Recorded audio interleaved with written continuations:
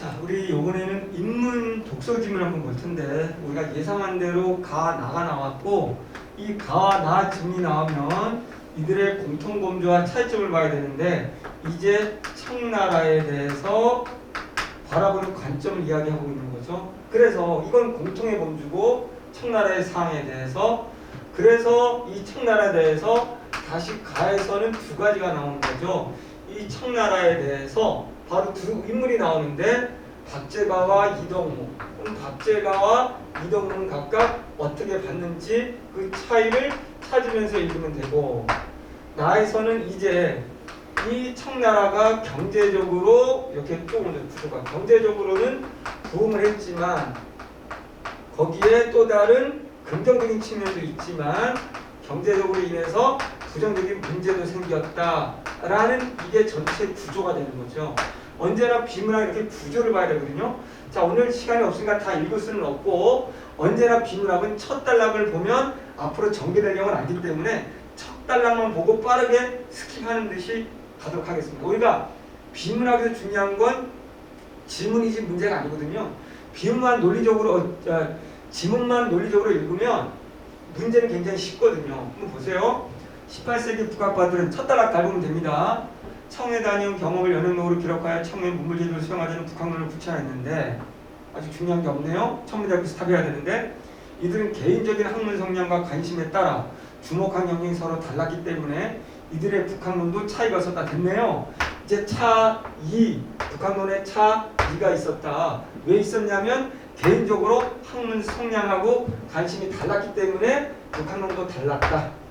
이들에게는 동아시아에서는 문명의 척도로 여겨지는 중화관념이, 그러면 둘 다 공통의 중화관념이 청나라의 지금 현실에 대한 인식에 각각 다르게 반영되었다. 그럼 딱 보자마자 이제 가지문에서는 청나라에 대해서 바라보는 청나라의 그 현실에 대해서 인식하는데, 그 인식이 달라진 게 중화관념의 관점에서 봤을 때 청나라의 현실이 지금 어떻는가, 중화 관점에서 바라본 청나라의 현실이 두 가지로 달라졌다는 거죠. 자, 연애길에 올랐던 일족을 서했던 박제가와 이덕무. 그러면 앞으로 박제가와 이덕무는 중화 사상을 놓고 이걸 기준으로 청나라가 지금 어떻게 달라졌는지 중화관념을 토대로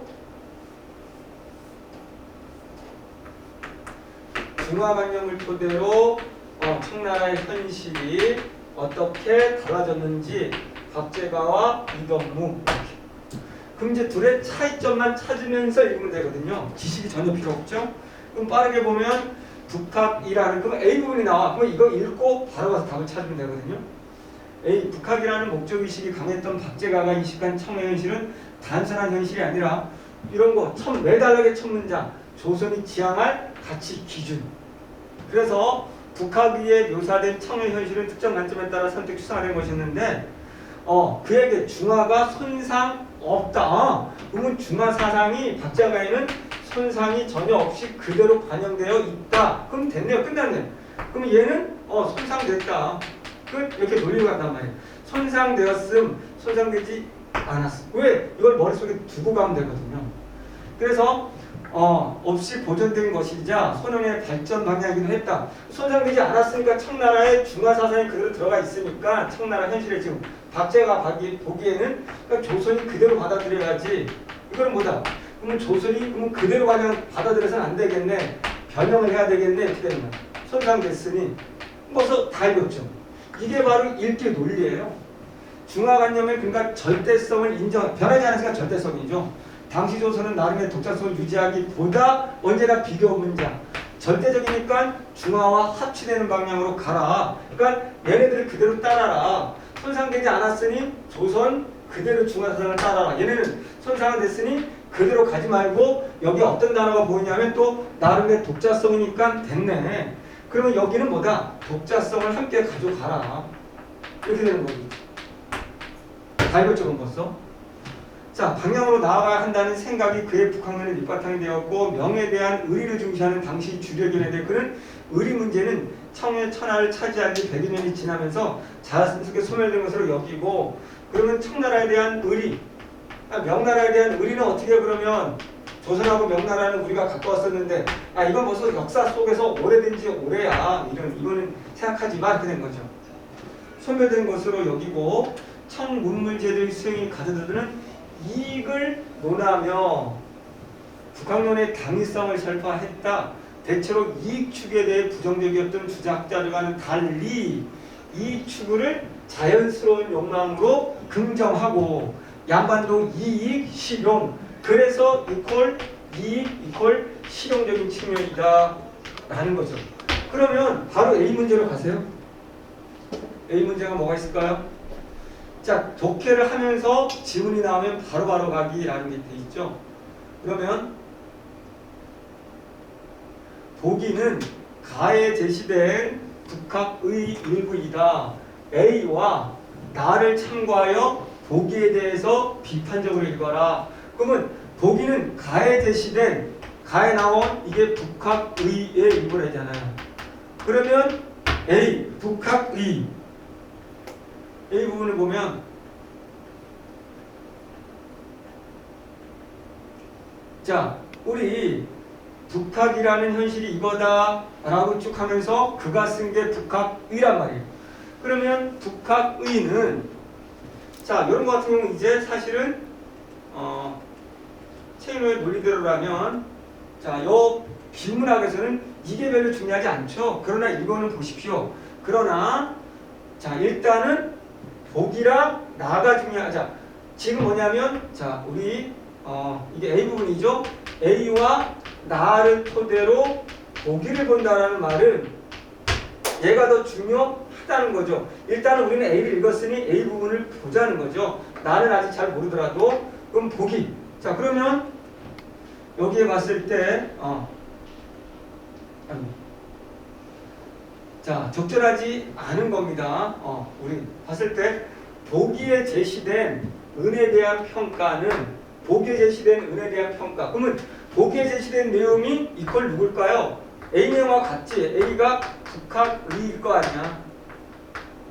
보기에 은에 관련된 내용이 나오는데 은에 관한 내용이 나오는데 이 은에 관한 내용은 북학의에 관한 내용이지. 북학의는 A 박제가 쓴 거지. 그러니까 같은 맥락인데 나에 제시된 중국의 경제 변형에 기한 요소를 참고해 볼 때 나에서는 은의 효용적인 측면을 간과한 평가라고 볼 수 있어. 은의 효용적인 측면을 간과하지 않았겠죠. 은이라는 건 돈, 이익이잖아요. 그러면 이익을 추구하라가 뭐야? A의 주장이고 이퀄 북학의 주장. A, 북학을 쓴 사람이 A에 나와 있는 누구? 바로 박제가니까 당연히 은에 대해서도 긍정으로 봐야 되는 거죠. 실제로 보기 읽어보면 은을 부정적으로 보지 않아요. 자 여기 보면 우리나라는 해마다 은 수만 양을 연경에 실어보내 약재와 비단을 사오는 반면 우리나라 물건을 팔아 저들의 은을 받고 오는 일은 없다. 은이란 천년이 지나도 없어지지 않는 물건이지만 약은 사람의 먹여 반나절이면 사라져버리고 비단은 시신을 감싸서 묻으면 반년 만에 썩어 없어진다. 그래서 이게 은을 부정적으로 보는 게 아니에요. 은이라는 걸 소중히 가지고 오는 거라는 거죠. 근데 우리는 우리 물건을 가지고 은을 사와야 되는데 자 우리나라의 물건을 팔아 저들의 은으로 받고 오는 일은 없다. 우리나라 물건을 파서 은을 받고 와야 된다는 얘기죠. 그래서 거래를 하라, 이익을 추구하라 이런 내용이지 은을 부정적으로 보는 게 아니죠. 그러면 논리상으로만 봐도 다시 쉽게 보는 방법 보기에 제시된 은 보기가 북학의 이퀄 그렇다면 박제가 쓴 거 그럼 머릿속에 박제가 쓴 거라면 은이든 이익을 추구하는 거 근데 갑자기 은을 간과한 평가라고 깠다고 아니겠네? 라고 답이 돼야 된다. 이해됐죠? 자 제가 보기엔 쉬웠는데 어쨌든 그렇습니다.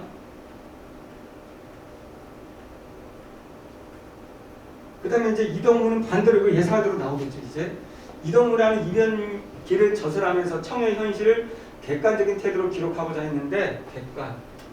그래서 봤더니 이거는 이런 행사 같은 것은 민생과 무관하다. 그래서 청 문물의 효용을 도외시하지 않고 박제가와 마찬가지로 물질적인 삶을 중시하는 이용수행. 그러면 공통적이다. 여기도 이익을 추구하는 건 공통점이다.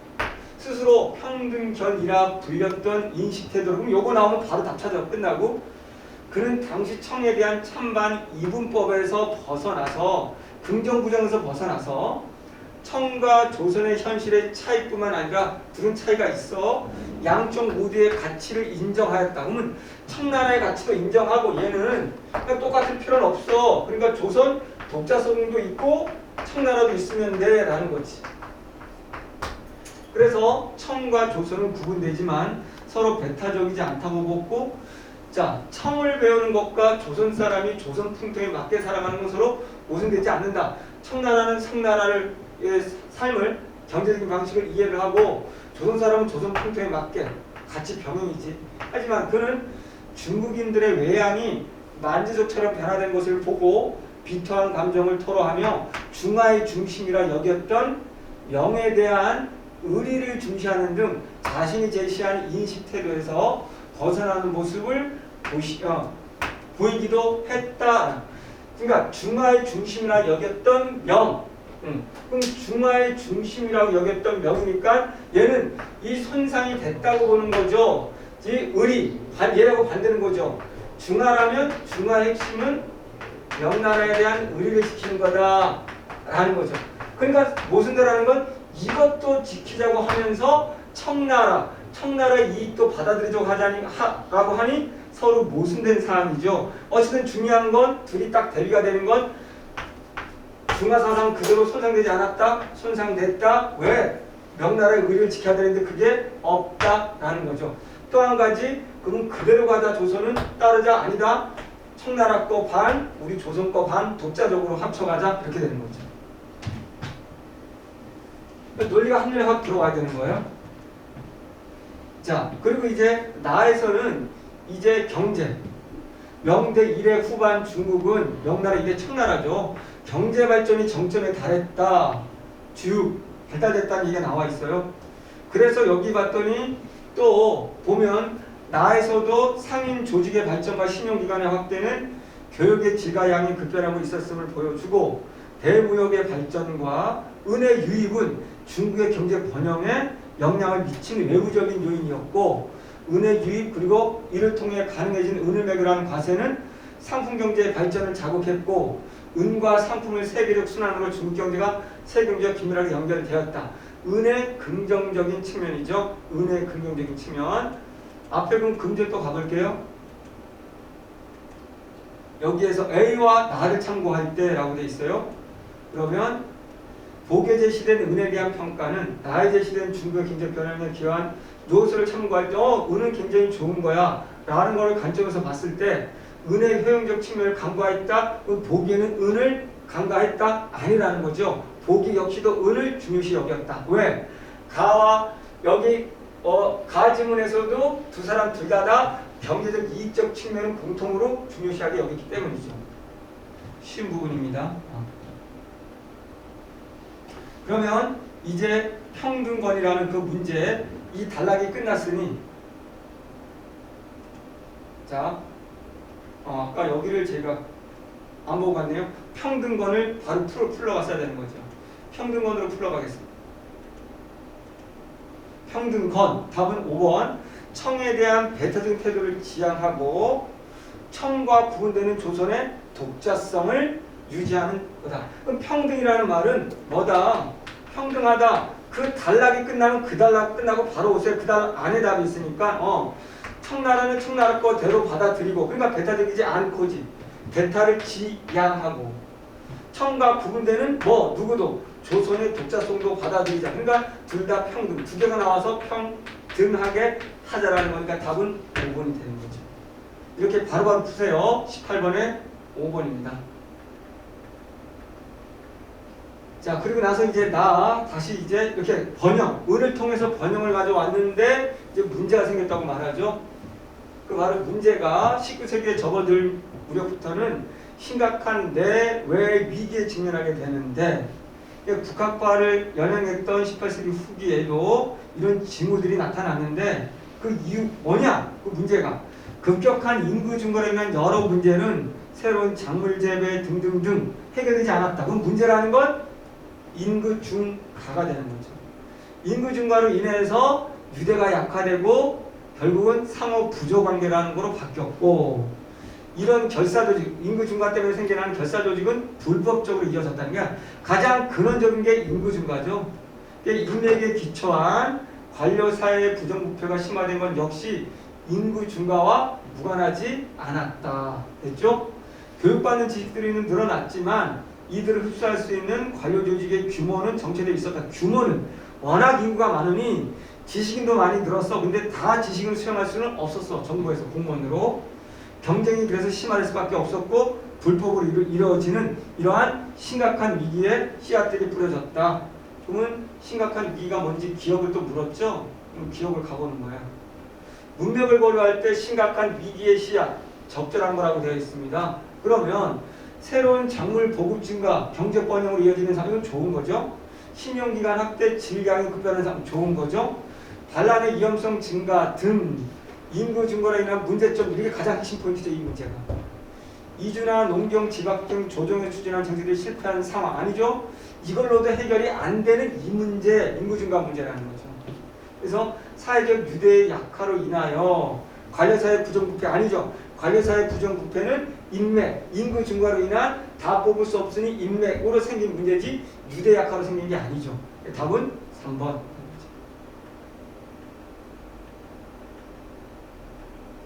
됐죠? 그래서 계속 문제 해결되지 않았다라는 거 이야기를 하고 있는 거죠. 그래서 통치자들은 번영 속에서 불안을 끼고 있었고 조정에는 외국과 접촉으로부터 백성을 차단하는 경향이 있었으며 서양 선교사들 역시 등등등 문제점들 쭉 이야기를 하고 있습니다. 그러면 16번 문제, 가나로 적절한 것은 잘 내지 못했네요. 이 둘의 완벽한 공통적인 성질을 물어보는 문제를 내지 못했어요. 조금 약했어요. 원래 제대로 문제를 내려면 각각의 가와 나달라게 비교하는 문제가 나와야 되는데 비교를 못했습니다. 그게 아니어가지고 조금 수준이 떨어지는 단순한 문제. 그냥 각각을 물어보고 있는 거죠. 가는 18세기 중국에 대한 학자들의 견해를 제시하면서, 그렇죠?